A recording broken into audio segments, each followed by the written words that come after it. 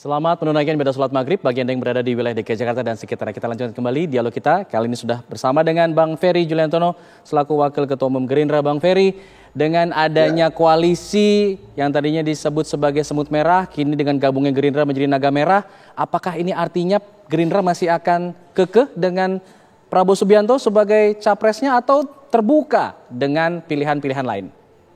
Iya, terima kasih Mas. Jadi kita harus menyambut gembira dinamika yang terjadi menjelang pemilu 2024 di Partai Gerindra dengan pertemuan dengan Pak Muhaimin Iskandar dan Partai Kebangkitan Bangsa kemarin, artinya makin meneguhkan satu kerjasama di antara Partai Gerindra dengan PKB dalam menyongsong pemilu 2024. Dan kerjasama ini tentu selain sudah melampaui syarat presidensial threshold 20% dan parliamentary threshold. Tapi kemudian juga yang lebih penting adalah bahwa Gerindra dengan PKB ini jadi memperkuat juga konfigurasi secara geografis gitu, dukungan yang diharapkan dapat membantu baik Pilpres maupun Pileg maupun Pilkada.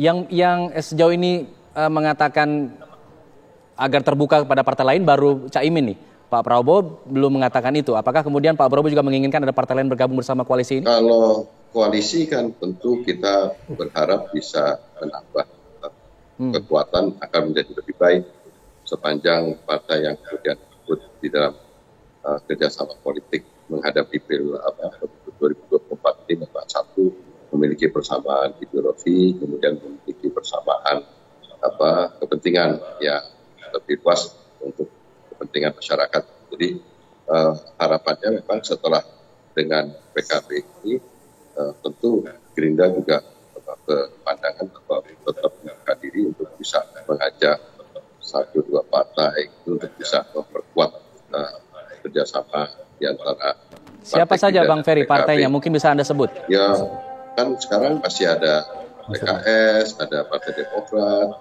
bahkan juga bisa jadi PDIP gitu, yang bisa jadi partai yang lain lah.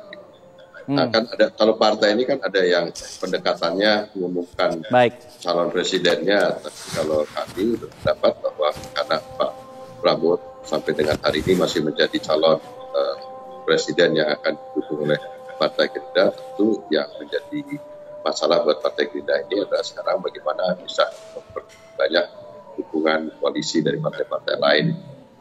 Baik. Insya Allah Mas, ini modal dasar yang luar biasa baik gitu. Yang akan modal dasar yang kita baik tawarkan kepada partai yang lain. Ditawarkan ke partai yang lain. Mas Hanta, tadi disebutkan yang disebutkan PKS, Demokrat, PDIP disebutkan, tapi Nasdem tidak disebutkan. Apa kemudian analisa Anda dari hal ini? Ya, menurut saya memang menarik ya manuver politiknya PKB kali ini. Kalau saya melihat dari sisi analisis politiknya, pertama memang ini menjadi koalisi yang seksi. Kenapa? Karena pilihan PKB dengan Gerindra itu sudah lebih dari cukup, 23%. Lebih pasti koalisinya, melampaui persyarat 20%. Satu itu. Yang kedua, dari ceruk ideologinya, dia saling melengkapi. Kalau Gerindra partai nasionalis, PKB Islamis, saling melengkapi. Dan yang ketiga adalah ada figur yang potensial, Pak Prabowo dan Caimin. Pak Prabowo butuh dari Jawa Timur, Caimin katakanlah untuk melengkapi. Jadi saya kira mereka saling membutuhkan. Nah, saya ingin menjawab pertanyaan Alfat yang menarik tadi. Menurut saya, satu, PKB cerdik selain membangun koalisi ini ingin mendapatkan kotel efek atau efek ekor jas berupa kalau dimunculkan nama Caimin, maka PKB akan mendapatkan dampak secara elektoral, mendapatkan insentif elektoral. Itu satu. Bacaan saya yang lebih penting dari itu, ini saya agak sedikit curiga katakanlah. Manuver PKB ini cukup menarik biasanya, Alfat. Satu, saya bisa dibaca manuver ini bisa mengacaukan frekuensi politik koalisi sekarang ini sedang terjadi. Satu, dari sisi PKB ini bisa menjadi penentu. Kita ingat menjelang 2019 ketika PKB menentukan siapa cawapres Pak Jokowi pada saat itu, PKB manuvernya cukup kencang. Kalau PKB tidak dipenuhi misalnya keinginan politik tanda petik Pak Ma'ruf Amin, maka PKB berpotensi membuat poros ketiga, muncullah nama Gatot Nurmantio dan seterusnya. Dan itu mengancam Pak Jokowi kalau 3 poros. Nah, saya ingin masuk ke pertanyaan tadi. Nah, dengan posisi begini, kalau ternyata PKB dan Gerindra berhasil menarik salah satu partai saja, PKS saja, apalagi kedua-duanya PKS Demokrat, maka Partai Nasdem berpotensi atau terancam tidak punya kawan koalisi kalau apalagi mengajak nama Anies Baswedan yang akan diusung.